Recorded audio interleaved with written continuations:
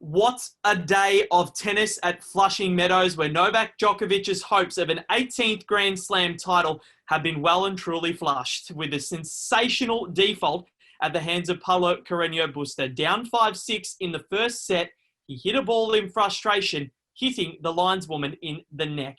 Automatic default, couldn't plead his case. That's it. Djokovic out. A new Grand Slam champion will be crowned at the Billie Jean King Tennis Center.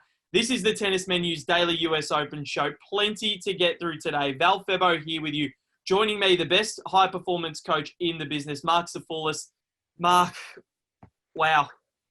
Yeah, absolutely. Almost speechless. And, I woke up this morning, I literally turned on ESPN. And as I turned it on, Novak Djokovic was walking off the court. I was like, oh, okay, so Novak got through again. He must have just, creamed him and so forth. And anyway, I put the volume up and all they were talking about was a default. And I couldn't understand it. I don't know who got defaulted. And then they showed the vision and, yeah, some of the worst vision. And we did see Denis Shapovalov do it in the Davis Cup where he hit the chair umpire in the eye. And that was, we thought that was brutal. But this is, it's another level, I think. He was showing signs of frustration early in the match. And, yeah, he's gone and done what he's done. And I really hope, firstly, that the lines judge is okay. That's the first and foremost, that her health is okay. But, secondly, it's a big blow for the US Open, big blow for the tournament. The favourite, the person who we actually talked about as having to lose it, no one else was going to win it. He had to lose this tournament. And you know what? He actually has.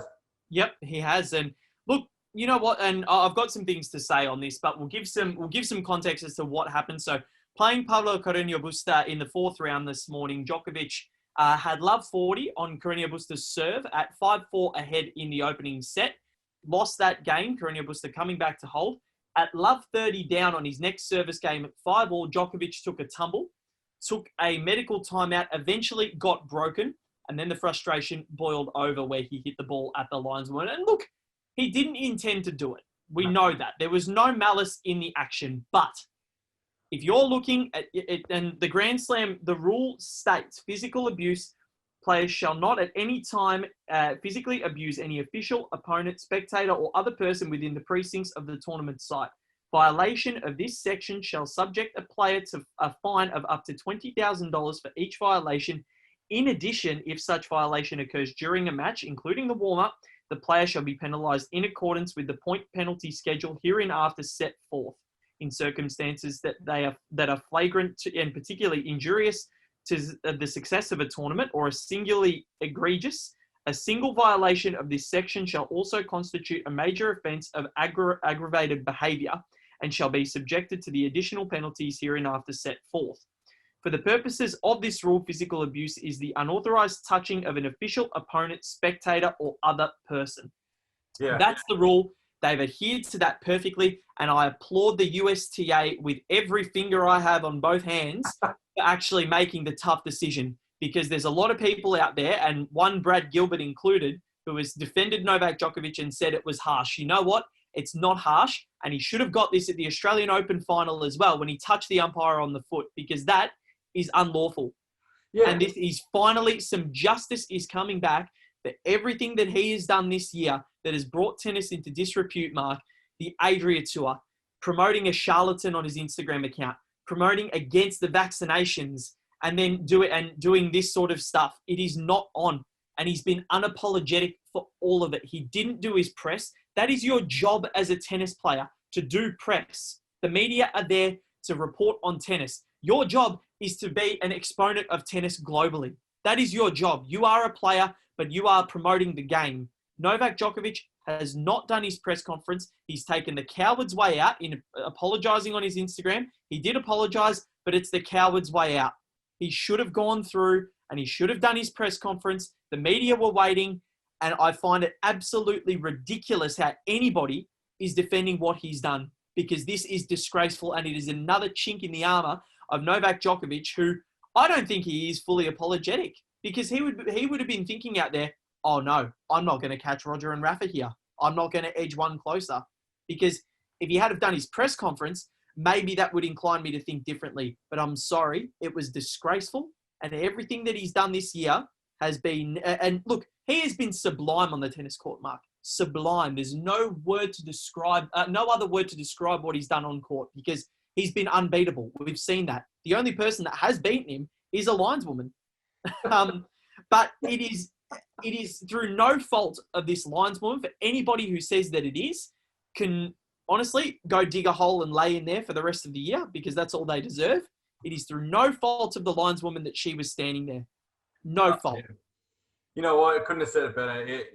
There's no doubt he was in the wrong. Rules were broken, and well done to the USTA on upholding that. Obviously, with the number one player in the world, or the number one seed in your tournament, a player who has not lost a match for the entire year, to be defaulted is a massive loss for the tournament. Maybe from ratings, from sponsors, etc. It could be a massive loss. But at the end of the day, they are just abiding by the rules, and I'm glad that they've done that and didn't show double standards anywhere along the line. It was a really good job by the USTA, and they have come out over the last the last hour. Djokovic will lose all ranking points earned at the US Open and will be fined the prize money won at the tournament, in addition to any or all fines levied with respect to the offending incident. So the USTA have come out, have been really strong in their handling of this situation, and so they should be. And no matter who the player is, the situation was they broke the rules and they needed to be dealt with. Yep, and the decision has been backed up by a lot of prominent tennis folk out there. Nicholas Kiefer has come out and said, rules are rules on social media. Billie Jean King, rules are rules. Renee Stubbs, advocate for this. Nick Kyrgios has come out and said, if I did this, how many years would I get suspended? And Tommy Paul replied to that with, mate, if you did this, we'd be bailing you out of jail. So, you know what? It is a fantastic decision. And I'm so glad that they haven't let Novak's stamina of who he is and his aura get the better of their judgment. Because I'm sorry, a harsher penalty should have come in the Australian Open final when he made an obscene gesture at the crowd and touched the umpire for giving the right decision. And this is why Novak Djokovic will never have the admiration of what Roger Federer and Rafael Nadal do, because of acts like this. It's almost as if his ego is just that big that he thinks he's above any law of the game, any pandemic. I'm honestly speechless. I'm hurt for the sport of tennis, because this is a sport that I love, and he's treating it as a joke, Mark. He's treating it as a joke. It concerned me a little bit in the post of that event, where they were discussing things with the referees, and he had a smirk on his face, and I thought that was a really bad look for the game. You've just done the wrong thing. You've hit a lines judge. You've been spoken to about it, and to smirk about it, I thought was quite disrespectful to the lines judge at that moment and to the game. Obviously he's been dealt with, and I'm hoping that he learns his lesson. And as a coach, look, Marion Vida or whoever is in his team, Goran, needs to speak to him about this and say it's a lesson to learn. And that's all it is at the moment for him. He's going to have to move forward, go and play the French Open. Obviously people are going to be talking about this for a long time to come. This is not going to go away very quickly in their eyes, in the fans' eyes, in the tennis world's eyes. So he's going to have to, do some pretty good kissing up and sucking up to a lot of people. And it's a real disappointment, but it leaves the door open so widely for players who have not won a Grand Slam now. It's going to be a first-time winner. It's going to be exciting. We don't know who's going to win this now. My favorite is still Medvedev. I think he was the one I picked for the final. I still think he's got what it takes. But hey, Dominic Thiem and Alex Zverev are still playing some pretty good tennis. So it could be any one of the final 16 players. They sure are. And look, no Grand Slam winners left in the main draw for the men's Grand Slam, or for the men's side of things here. And this morning, there were such amazing results this morning with on the men's side, at least, with Denis Shapovalov over David Goffin, 6-7, 6-3, 6-4, 6-3. Obviously, the Djokovic loss. Alejandro Davidovich Fokina, Mark, he's out. He's gone. I'm devastated. My cult hero, he is out. 6-2, 6-2, 6-1 at the hands of Alexander Zverev, who might be peaking at just the right time here. The opportunity is there on the top side of the draw to make a final here.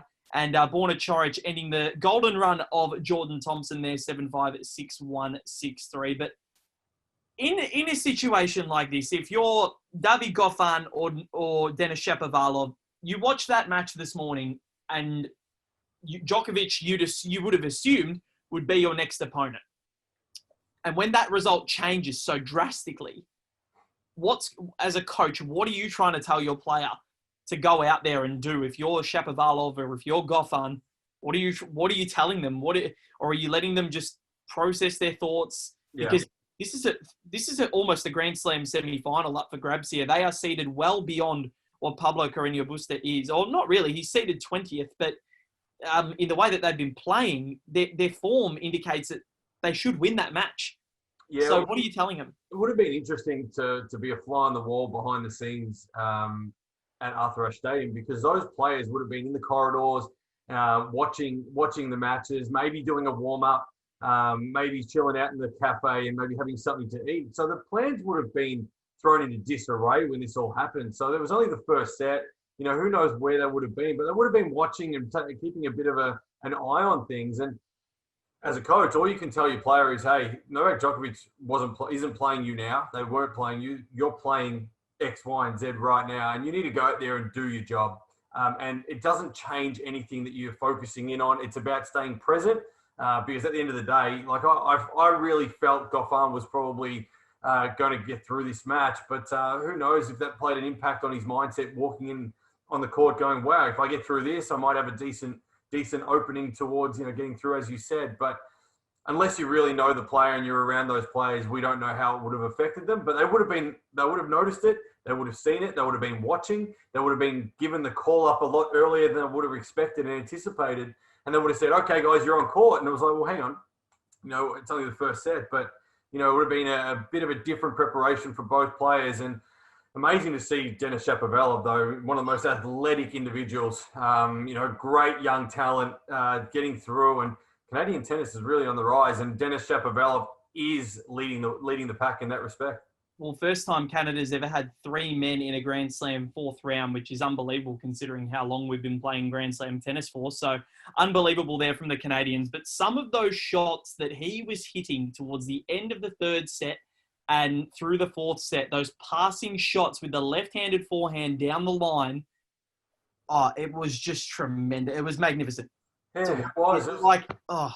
So just good to watch. His movement and athleticism, it's actually exciting to watch him. I put him in the same realm as someone like Gael Monfils, where you just don't know what to expect. And, he'll jump up and play the ball out of midair. And, you just see him using his legs to drive off the ground. And it's great to watch. It's actually exciting to watch. And he's definitely one of those players that down the track, you see him and Felix Auger-Aliassime, these sort of guys are just going to be exciting to watch down the track. And great to see him get through, and obviously he's got a little bit of an opening in the draw, and who knows what's possible now with that top half of the draw, as you mentioned. Well, I think he's getting to the final in that top half of the draw. I reckon he's going to get there. Yeah. I had him beating David Goffin, and I had him getting through to the quarters, but I had Novak just being too strong. No, Novak, Dennis has a chance. He has the chance to be Dennis the Menace. I'm sorry, I will never do that again. On the other side of the draw, though, can we have an all-Canadian final, or are we being too ambitious? Felix Auger-Aliassime playing very good tennis, and if he and team both get through to the quarterfinals, get your popcorn out, because that is going to be a sublime match. I don't think Felix has played anyone that's going to test him just yet. He's playing some good tennis, and the guys he's playing, no disrespect to them, but they're not of the same caliber as a Dominic Thiem or a Daniil Medvedev. So let's see how he goes this next round, see where he gets to. But there's no doubt he's a great player and a player to watch, but hasn't been quite given that challenge yet. You know what? I'm wrong. They're playing tomorrow. There you go. So there we go. Now there's the challenge. I misread the draw there, but tomorrow, round of 16, Auger-Aliassime against Dominic Thiem. So there we go. That's going to be. Get your popcorn out tomorrow, not in 2 days, because that is going to be an absolute epic. But unfortunately, Jordan Thompson is out of the US Open as well. A straight sets loss to Borna Coric, who backed up beautifully after 2 4.5-hour matches against Juan Ignacio Londero and Stefano Tsitsipas. So big win there for Borna Coric to get through to a Grand Slam quarterfinal. He'd be pretty confident going in against Alexander Zverev, knowing that he can beat Tsitsipas and knowing that he's come up against a fitness machine in Jordan Thompson and come through in straight.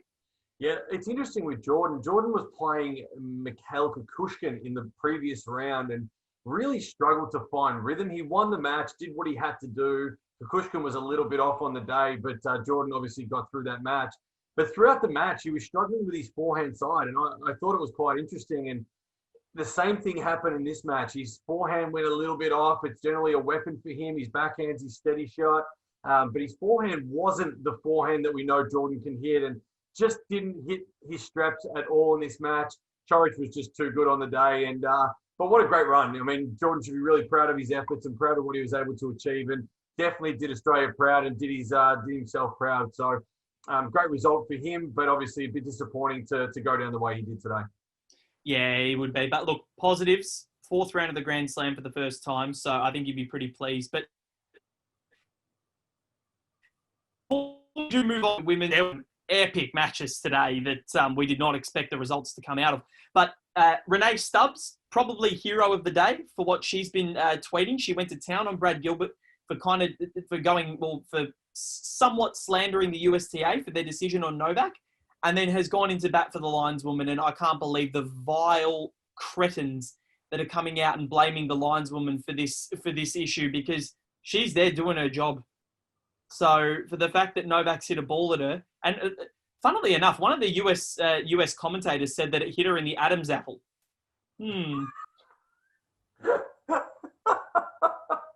Oh, wow.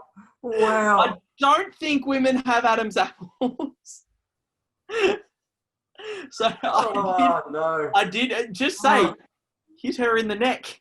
Not. I did find that quite amusing. That was probably my humour of the day. But and the vile cretins that are slamming her for being in the position, and I'm waiting for Djokovic's father to come out and somehow blame Roger Federer for this. But I saw you did have before we get to Renee Stubbs, I saw you did see a tweet about that, kind of a Game of Thrones reference as well. But yeah, I thought this was interesting, and it was a tweet by Too Fast, Kind of Furious.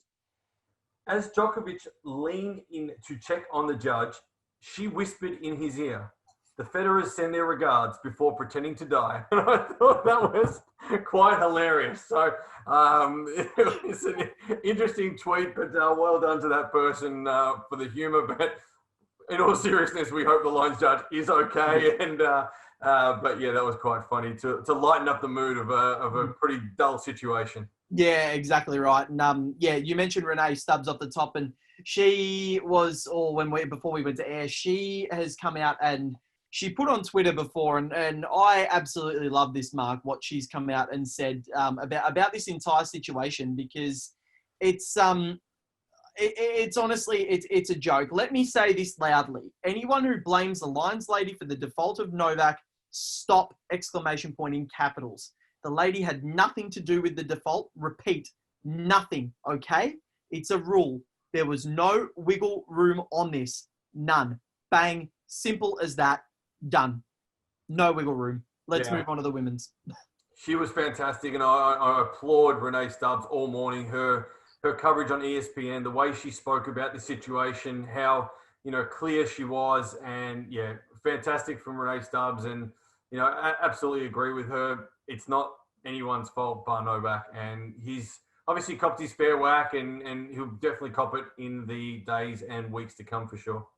Yep, I agree. It's very full-on day of tennis, and one that we haven't seen since Shapovalov at the Davis Cup in 2017, and then David Nalbandian in the Queen's final in 2012 when he famously kicked that lines to the sponsor board that cut the linesman. So, it's been a pretty bad decade for umpires. We don't see it happening too much. But the women's draw, Petra Martic out in the 4th round. The 8th seed falls to Yulia Putintseva, 6-3, 2-6, 6-4. The other results, Jennifer Brady, she is ticking along nicely, 6-1, 6-4 against Angelique Kerber. That is a big win, considering Kerber probably would have backed herself in to get through to a semi-final here at the US Open. And Shelby Rogers winning over Petra Kvitova. My titleist is gone. My men's win is still in. Women's winner is now officially out. She falls to Shelby Rogers, 7-6, 3-6, 7-6. So a big win there for Shelby. Saving match points along the way, Mark. Yeah, absolutely. I thought it was a great match to watch. You know, it was really tight in that third set tiebreaker. There was match point to Kvitova, serves a fault.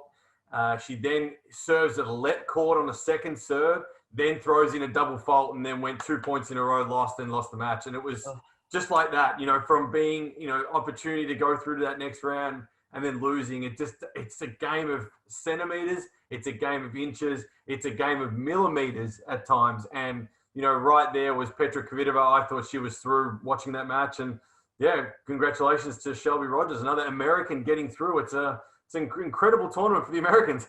I know, it's amazing. We did speak this morning, Mark, and we wondered if it was Shelby Rogers' first ever Grand Slam quarterfinal. It's not. The 2016 French Open, she made the quarters there as well. So it's her second, but first on home soil. So she'd be pretty pleased with that to get one at the Billie Jean King Tennis Centre. Unfortunately, no crowds to cheer her on, but they're cheering on from all around the country. We are sure there's another women's match going on at the moment. Naomi Osaka, 6-3, 5-4 up on Anett Kontaveit. It's on serve in the second set. But, geez, it's been... Is this the weirdest day of tennis that you can recall happening in a very long time, Mark?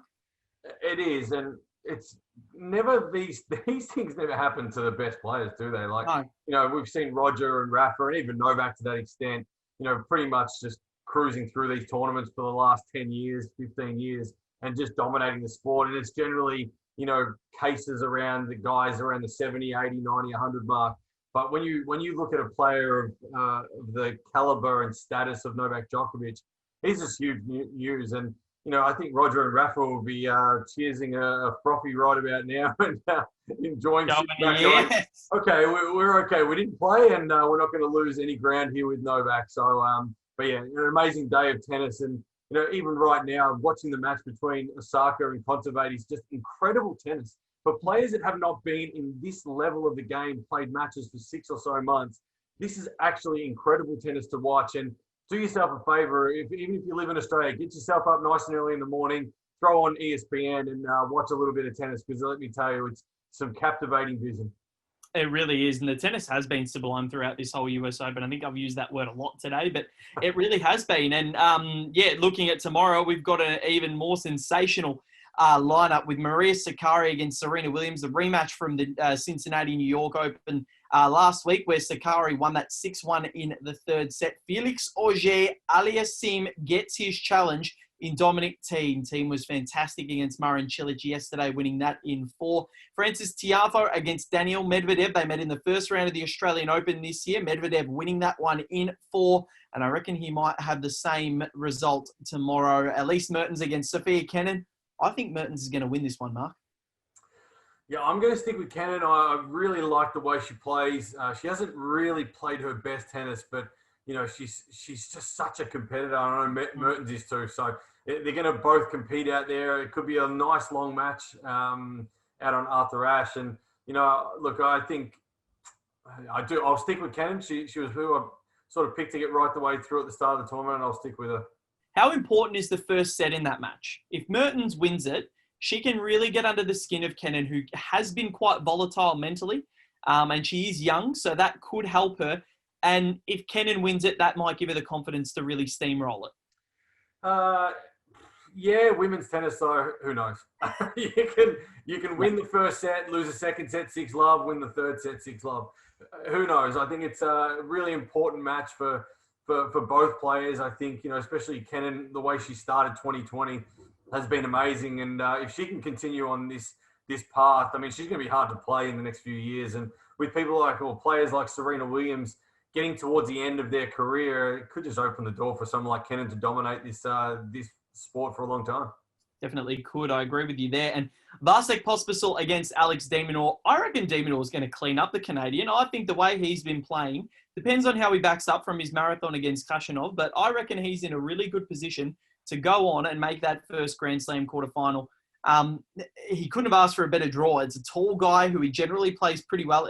He generally plays okay against these tall players, doesn't he? And his return game is great. He can exploit Pospisil's movement, and his pace of shot has really lifted. Bring on the ball speed, Dimonor says. As much ball speed as you want, bring it to him. He loves it. He wants it. Give it to him. The courts are quick. Hopefully it's a day match. I'm not really sure. I haven't seen the schedule, but the hotter it is, first up. There you go. The hotter it is, the better it is for Alex Dimonor. Bring on the ball speed, the court speed. In saying that, right at the minute, Naomi Osaka has gotten through and will get through to the next round. She's beaten Annette Kontaveit in straight sets. There we go. It is the most comprehensive wrap because we've actually gotten in when all the play's done. Beautiful. Aliza Cornet against Svetlana Pironkova. Cornet had some really glowing words to say of Pironkova the other day, and she said to her, "Oh my God, you won again. You're unstoppable." And they're playing tomorrow, so great friendship there. Matteo Berrettini against Andrei Rublev. This one's exciting because Berrettini had such a good run at the US last year. He started probably in the grass court season. Won a title in Stuttgart, then made the semis in Halle. Federer gave him a lesson at Wimbledon, but then he just built up very nicely towards the US Open, finished the year in the top 10. And he found take on Rublev, former quarterfinalist at Flushing Meadows, and Victoria Azarenka against Karolina Muchova to round out the day's play. So plenty to look forward to tomorrow, Mark. I'm not sure you can ever top a day like today because this has just been a journalist's delight. And a Facebook or social media show's delight, I guess, because it's given us so much to talk about. But thank you very much for your efforts, and it's been a pleasure as usual. It's always a pleasure, Val, and it was great to receive some tweets from some people who are really enjoying the show. Aaron Sharp, thanks so much for your tweet as well. And he actually said on his tweet, there won't be much to talk about on today's show. So hopefully that topic has taken up the whole show, which has been fantastic. But thanks so much to everyone that's watching and tuning in because it brings us delight. We love doing it. It's actually quite enjoyable. It's a little part of our day in being locked down that we can actually have some fun and put a smile on our face and hopefully put a smile on yours. So thanks for tuning in. It is. And also thank you to Chantal Aguilar, who commented on our YouTube channel yesterday. Beautiful kiss emoji, love you, kiss emoji, kiss emoji. We have fans from all over the world, Val, and they're definitely for you, mate, because my 38-year-old wrinkles and big beard don't do the trick for anyone else. Mate, your beard is way more glorious than what mine is. I need a little bit of shave on mine, but mine's are still growing in a little bit in here, but once it does, it's going to be all right. But thank you very much, Mark. I think we better wrap up now. The best high performance coach in the business, Mark Safoulis. Remember, you can follow us on social media, The Tennis Menu, at The Tennis Menu on Twitter and Instagram and Facebook. The Tennis Menu, search us there. Plenty of content to get through. And on our website, thetennismenu.com, blogs, videos, articles, anything you need, data analysis, it's all there, thetennismenu.com. Mark does such a great job of headlining all the tennis content that is on there. I've been Val Febo, Mark Safoulis on the other line. Plenty to get through. It has been a humongous day of tennis. Hopefully, we can top it tomorrow.